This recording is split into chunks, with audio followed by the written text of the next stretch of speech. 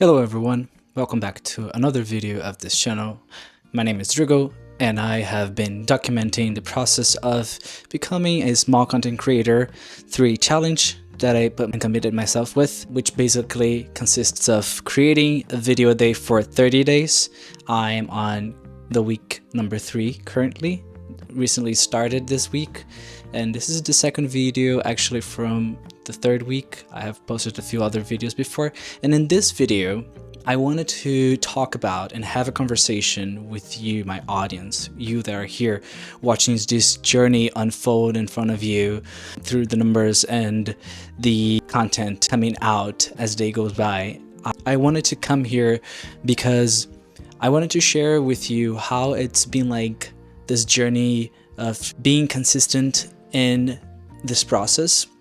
It's not an easy process for sure, but there are things that I have developed throughout this journey that has helped me on how to be consistent and to persist on creating daily. Even though I'm the busiest in the day, or even though everything seems to not work at that day, I have finding ways to cope with all of that and to develop a way to create and to put the content out there no matter what. And those are two things, and I'm gonna cut straight to the video because those are really important things that a lot of people talk about. You have to be consistent, just be consistent, post and be consistent. But it's not only about being consistent, it's being consistent in a smart way that works for you. And for me, there are two ways that this works really well. First of all is finding an accountability partner. And that could be a friend or a family member or someone you're sharing your journey with, and it's someone that you can come back or can request from you or inquire you about your process. And you're going to share where you're at in this process. In this case, since this YouTube channel, I'm not sharing with anyone, which is also part of the strategy of this YouTube channel, is literally not telling anyone and just letting the algorithm do its tricks and send the videos to the right people. Because of that, I have to rely on the accountability of my audience, which is you. On the other side, watching this, verifying in the other videos if I posted every day consistently to see the numbers of the previous videos, to see if they are in a sequence of days.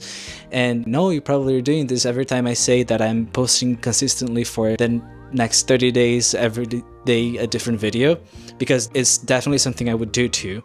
And yes, so far I have been consistent. And the other way, besides the accountability partner, which has been my audience, in which I have engaged with in this channel, I'm so pleased and so happy that I met a lot of people here.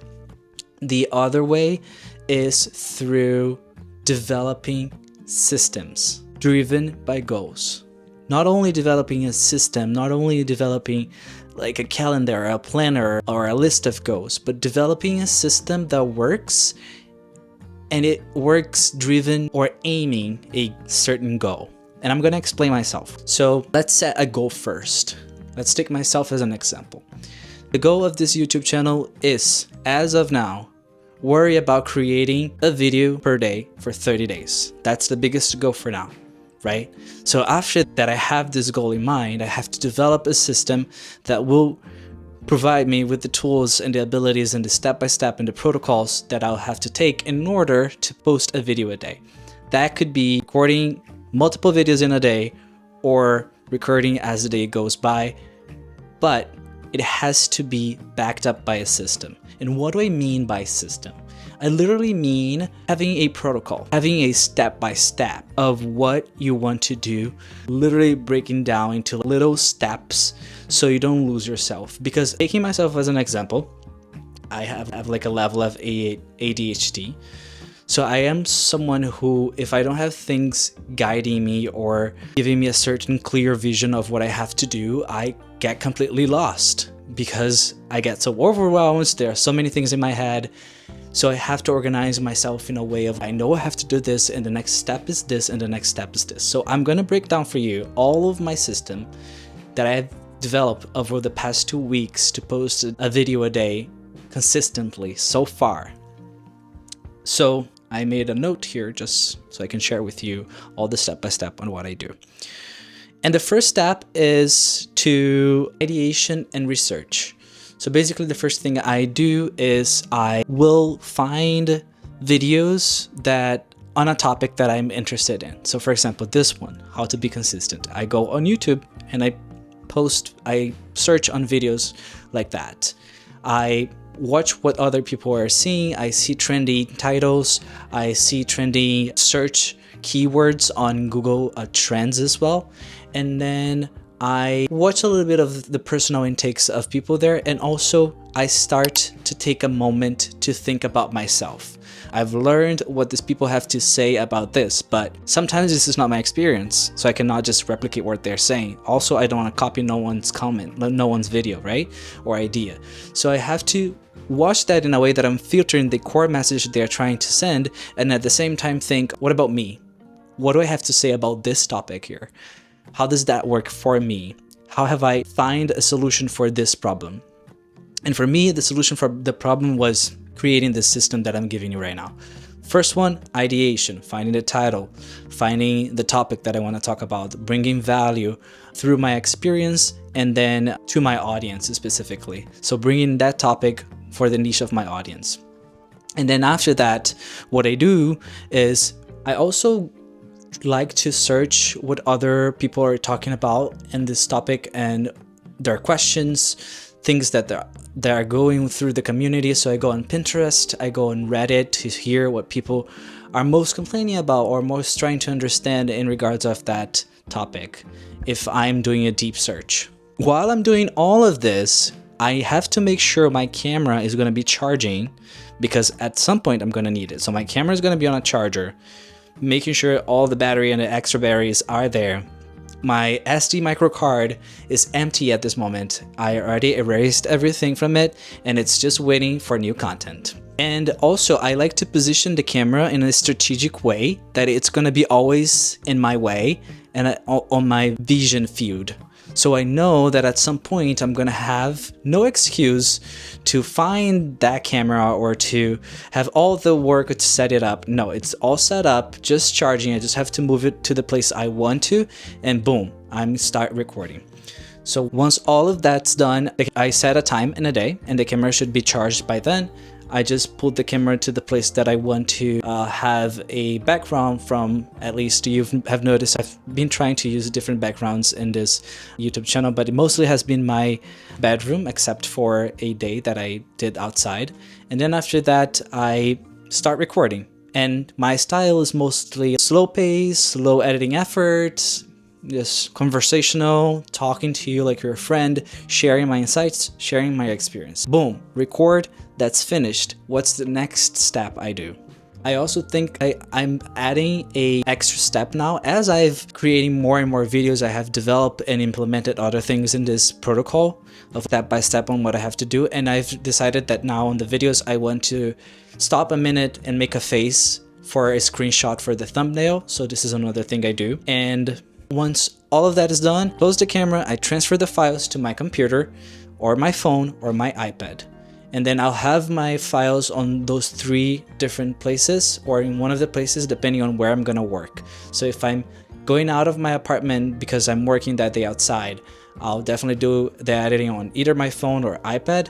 If I'm doing indoors or in a place that I can sit down and plug my laptop in a charging plug, I normally like to do it on my laptop. So I have all my files transferred at this point. When that's done, I import them to the editing software. When I import into the editing software, the first thing I do is organize the files and throw it in the timeline. I leave it there for a while because this is another step after this.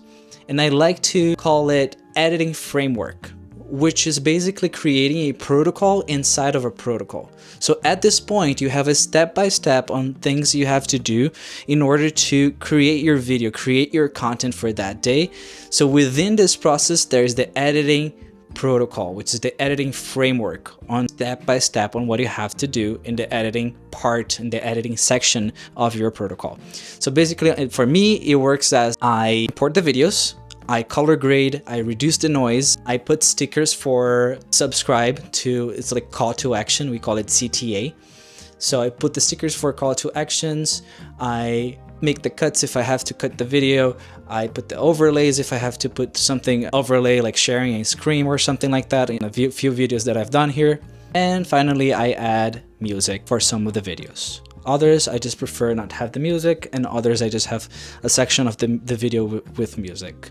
I'll add some transitions in a few videos. It's much more like intentional. So when I want to add a transitional, it has normally something related to what I wanted to pass in this message. And all of the components of this framework of your editing section, they have to be related to the message you're trying to bring in that video, to the tone, to the vibe, to the feeling you want to bring at the same time, because that's literally what has been working for me. When I finish the video framework, I render it. And while it's rendering, I take a screenshot from the video for the thumbnail, I throw it in Canva Pro, I start editing, and at this point, I already have a set of branding tools within my Canva Pro page. So I will have the colors that I want to use, I will have the fonts that I normally use, and I try to be consistent with all of those factors too, because they are important to build a personal brand, which is something we can talk about in another video. But I do like to use a similar font style for most of my videos and a set of colors, which for now has been orange, yellow, and white. And still, while the video is rendering, at this point it's probably almost done. So I upload it to YouTube, and while it's uploading to YouTube, I also go through the title that I selected, and then I create a brief description of what I talked about in the video. I throw it in ChatGPT, and then I ask to optimize it for SEO and add other engagement things like a call to action, hashtag. I'm not sure if you have noticed a few of my descriptions before, but all of them have very optimized message on what I'm trying to bring in that video, mostly for the search engines of YouTube, not for people, because not a lot of people stop to read the description. That's totally fine. I don't read a lot of descriptions unless I have to, but I like to do that anyway, just to provide the data that the video needs in order to push it to the right people. So when I have the title, the description, the thumbnail, and the video is uploaded to the YouTube channel, I basically just put it all there. I like to always make sure I have an end card selected for the next video suggestions, and it has to be related to the video that I'm talking about, or if there's no relation, I'll put best viewer suggestions from YouTube itself. And I like to put the cards if I have suggestions of other videos. I like to put hashtags or keywords related to the video as well, and other things that are settings that are really important for me to go through before I post. And after all of that is done, then I schedule the video and I let the magic happen. And after that, you know what happens? I repeat the process. So that's what it's like being consistent for me. It has been a way of developing these protocols, these systems, and implementing and improving and iterating in every new video and learning something new, because every video is a different format, every video is a different style, and only you will be able to understand and to say what actually is the best protocol for you, the best order of steps that you need to take, what to add next, what to remove from this that I just suggested. Just don't take this as a general rule. This is what works for me. The main core is to have an accountability partner, someone that you can rely on to be on your feet and motivating you and inquiring about the things that you committed yourself with, and also creating systems and frameworks for your step-by-step so you don't get lost and overwhelmed on what you have to do next. My name is Drigo. I have been documenting the process of creating a new YouTube channel from the scratch, and it has been quite a journey so far. We're on a 30-day challenge. I hope you like this video. If you like, you know what to do. And yes, if you already have a process of creating a YouTube channel, I'd love to hear what you do. I'd love to hear your step-by-step on the comments, because I might learn something that I have forgotten to add on mine. So if you could just share your insights and your step-by-step on your process, I'd love to hear that here in the comments. So don't forget to comment, and if you'd like to enjoy this journey and grow together, please make sure you consider subscribing as well. My name is Drigo. If you like this video, you're probably gonna like one of those other videos as well. and I see you in the next video. Ciao, ciao.